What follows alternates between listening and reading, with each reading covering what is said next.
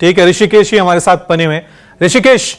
क्योंकि लगातार हम चर्चा कर रहे हैं, अब सस्पेंस हट गया है। अब सवाल ऋषिकेश पोर्टफोलियो का आता है,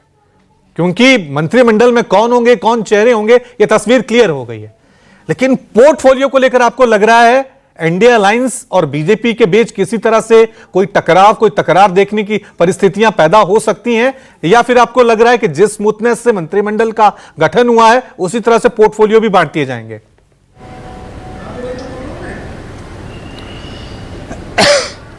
देखिए रवि, ये बात तो बिल्कुल तय है कि जिस तरीके का मंत्रिमंडल का स्वरूप है, जो बड़े चेहरे हैं, उसको देखकर लग नहीं रहा है कि इस बार बहुत ज़्यादा पोर्टफोलियो में दिक्कत होगी, क्योंकि जो टॉप के जितने भी मंत्रालय हैं उसमें आप वो सभी बीजेपी के कोटे में रहेंगे। रेल पर सबकी नज़रें टिकी है कि रेल किस पार्टी के कोटे में जाएगा, क्योंकि ये बार बार इस बात के संकेत दिए जा रहे थे कि वाजपेयी सरकार के मंत्रिमंडल के फॉर्मूले में जो सिविल एविएशन था, रेल है, पावर था, एचआरडी था, मगध ग्रामीण विकास था, ये सब मंत्रालय जो सहयोगी हैं उनके कोटे में जा सकता है। लेकिन जो लिस्ट है, जो जिस तरीके का वहाँ पे लोगों को बुलाया गया, जितने भी आप बड़े नाम देख लीजिए, निर्मला सीतारमण हो, नितिन गडकरी हो, राजनाथ सिंह हो, अमित शाह हो, अश्विनी वैष्णव हो, तो ये जितने भी नाम हैं,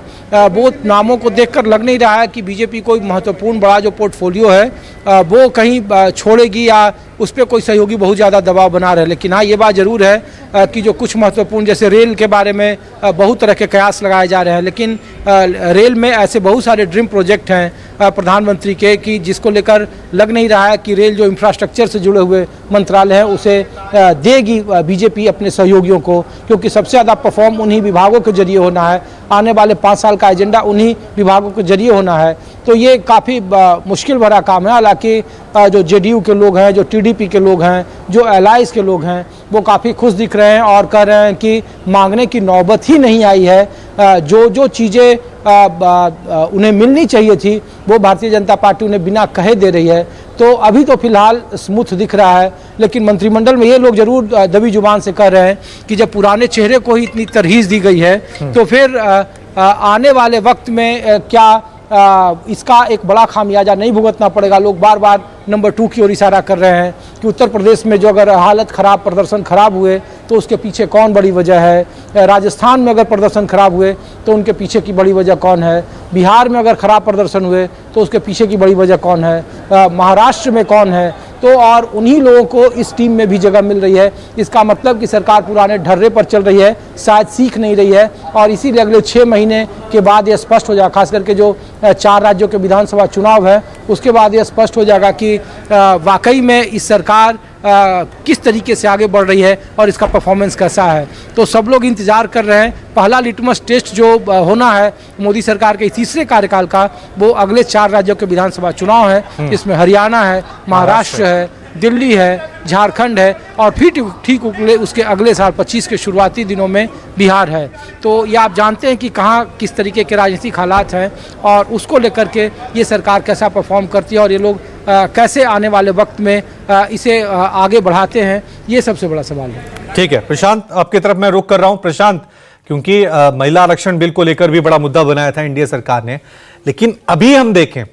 महिलाओं को कितना रिप्रेजेंटेशन, क्योंकि जो तस्वीर सामने आई है उसमें मुझे 3 से 4 महिलाएं नजर आ रही हैं, लेकिन जो 2 प्रमुख नाम है निर्मला सीतारमण और अनुप्रिया पटेल, वो मुझे प्रमुखता से नजर आ रहे हैं। और किन किन लोगों को जगह मिली है महिलाओं में?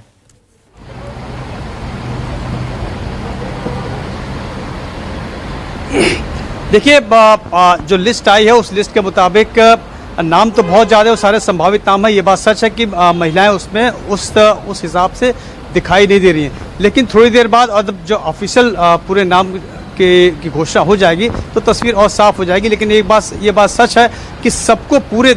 इस बार जो महिला प्रतिनिधित्व से ज़्यादा ज़रूरी था कि पूरे देश में जिस तरीके का मैंडेट आया, पूरे देश में किस तरीके से प्रतिनिधित्व दिया जाए आगे आने वाले चुनाव हैं उसको ध्यान में रखते हुए, और जो बीजेपी की अपनी रणनीति उसको ध्यान में रखते हुए, तो सिर्फ महिलाओं को ध्यान में रखते हुए ऐसा कोई कैटेगराइजेशन करना अभी फिलहाल लगता है कि एनडीए को मुनासिब नहीं समझ में आया है। तो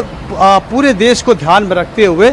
ये जो समीकरण बनाया गया है, ये डिस्ट्रीब्यूशन किया गया है। ताकि सब हर जगह से प्रतिनिधित्व मिल सके और एनडीए एक मजबूत मतलब जो मंत्रिमंडल है एक मजबूत मंत्रिमंडल की तरह से आगे काम कर सके। और प्रधानमंत्री ने साफ भी कर दिया है कि जो उनका 100 दिन का एजेंडा है, जो 5 साल के काम है, उसको ध्यान में रखते हुए आगे बढ़ना है। और बहुत से पुराने मंत्री भी आप देखें तस्वीरों में दिखाई दे रहे हैं, तो जो विकसित भारत का एजेंडा है उसको लेकर के कैसे आगे बढ़ना है, इन तमाम बातों पर फोकस हुआ है। माना जा रहा है कि जो मंत्रिमंडल की सूची है उसको लेकर के